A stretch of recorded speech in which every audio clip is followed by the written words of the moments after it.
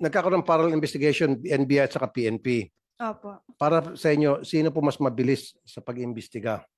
Bali, para po sa akin, mas na pumapanig po ako sa NBI dahil ako po mismo yung nakakakita kung ano po nangyari nung araw po na yun. Ano pong pinagkakaiba doon sa investigation na ginagawa ng PNP versus sa NBI, ma'am?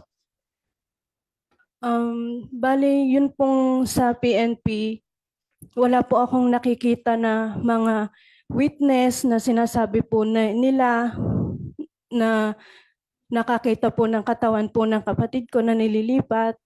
Kahit po yung hindi ko naman po sila ibinababa kasi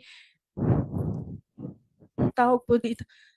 Kahit po doon sa pagkuha po ng DNA sample, wala man lang po kaming nakita na, oh, ito po yung picture ng dugo or yung hair strand po na sinasabi. Wala po kaming nakitang ganun. Pero yung sa NBI po, alam ko po na yun pong mga tao na involved po dito, sila po talaga. Okay, so in other words, mas thorough, mas mabusis yung NBI Opo. pag-imbestiga kaysa sa PNP. Mas satisfied kayo. Opo. Mr. Chair, marami na po kong kaso. Kanina sa opening statement ko, sinabi ko naman hindi naman lahat sa PNP loko-loko. Napakarami pa rin po mababait sa inyo sa PNP. And I salute them because I have so many good friends in the PNP. In fact, may mga relatives pa ako sa PNP.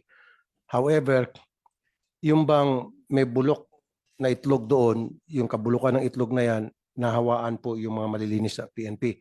I have so many instances, in fact, meron pa pong kernel na involved sa crime. Pag pulis kasi ang involved, nagiging baby-baby ng investigation. Yung po napapansin ko sa Napolcom, siguro, you would agree with me. Pag PNP po, kapwa PNP ang involved sa crime or suspect sa isang krimen, ang tagal ng proseso. And I experienced that so many times, Mr. Chair. Sobrang lenient sila imbestigahan yung kabaro nila.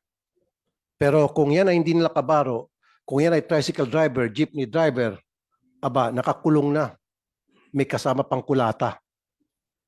Pero pag pulis, naku, sobrang baby. Inaamo-amo pa. Lahat ng karapatan ibibigay. Of course, give him his rights. Pero naman, do your best to do your job. Just like what Ma'am Ching Ching said. Sa NBI, very thorough investigation. Pero sa inyo, bini-baby-baby nyo.